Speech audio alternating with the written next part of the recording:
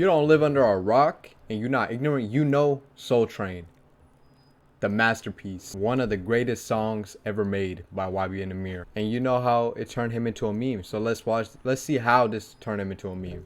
From 2017 to 2018, YBN Nahmir looked like a rapper that was going to have major longevity in the music industry. He was going as he was crazy. dropping songs that were getting hundreds of millions of views and growing a fan base amongst the younger generation. Fast forward to 2023, and he's looked at as a joke by many people in the rap space. I'm gonna let you talk. How you went from GD to Crip? How I went from GD to Crip? It happened. How this is the OG meme, bruh. He dead ass just turned his whole career into a meme. How that happen?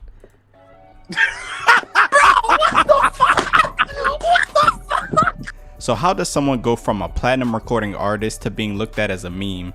What's up, y'all? My name's CornXV, and today we're going to be talking about the very weird career of YBN Nahmir. But before we do that, can you do me a favor, like the video, sub to the channel, and hit the noti bell? Now, you can't throw in a self-promo before the video even starts, man. Come on. Let's get into the video. So Nahmir's career really started to pop off after the release of his single Rubbing Off the Paint. Now around this time, Nahmir wasn't really taking rap serious, but after seeing the success of the song, he decided to dive all the way in. I made Rubbing Off the Paint, dropped the audio, that shit hit like 100K. I was like, alright, we finna. Is he in Hawaii? How is he sitting on that, the what is that called? The floating bed. Shoot the video, boom, drop that on my channel, hit like 200K. How? World Star hit me up, get talking about let us upload it. Boom, now you feel me? They uploaded it, hit a mil, like. How he's holding a mic with no microphone? How you posing with a mic, with a fake mic? They couldn't afford a real mic. What the fuck?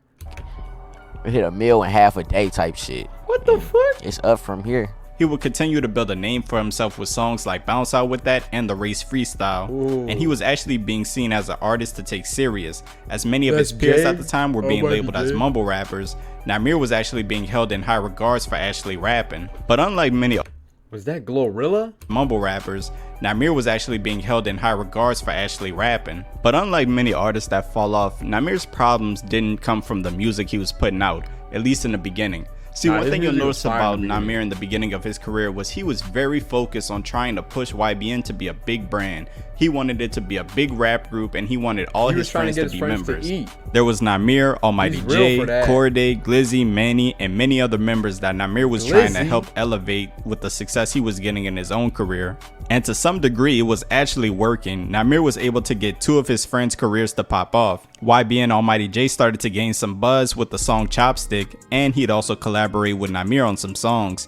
And the same thing would go for YBN Corday, who started to gain large amounts of attention after releasing remixes to Eminem and J. Cole songs, as well as singles like Kung Fu and Scottie Pippen. And every time Nahmir went to do an interview, he brought Jay and Corday with him. This way, see, he's real, bro. A lot of rappers forget where they came from. He didn't forget where he came from, bro. He made sure his friends was eating with him. He's real for that. He'd be able to expose them to larger groups of people, hoping that. Is that the beginning of a porn scene? What the fuck? And Corday with him. This way he'd be able to expose them to larger.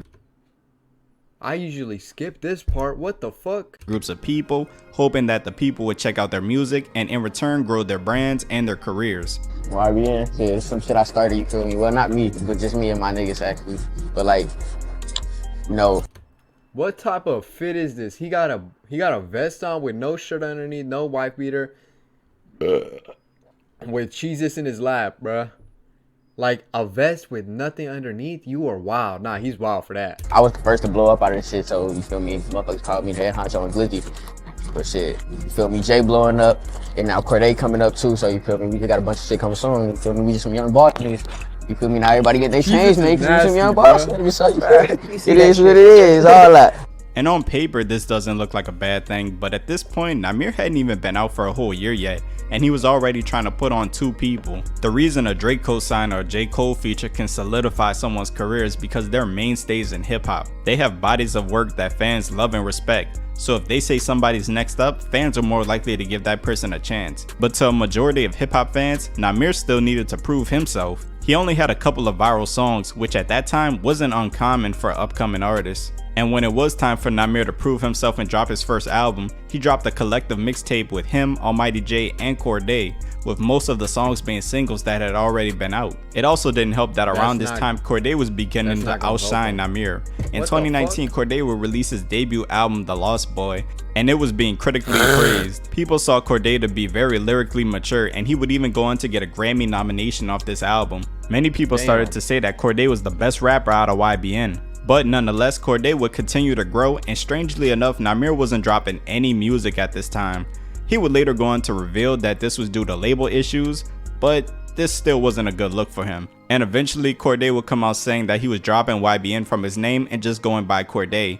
And Nahmir would publicly speak on this, saying that he was the only one holding down the YBN brand.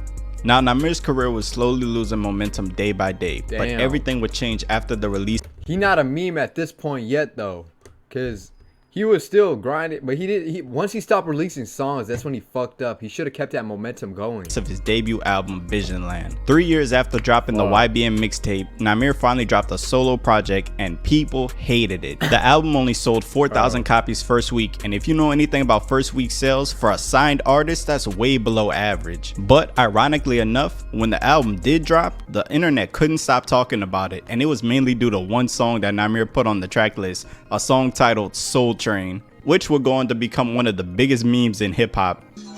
Every time I'm with you. Bro, what the fuck? He could have, like, he should have not dropped that song. He knew, later on he admitted it. He was like, I should never have dropped that. Pause this shit, bro. He wanted everybody to forget it. That's not a troll? Oh God, it's not a troll. That was on the album. Yes. He put it on. The song was so unironically bad that people thought Nahmir was just doing anything to get attention.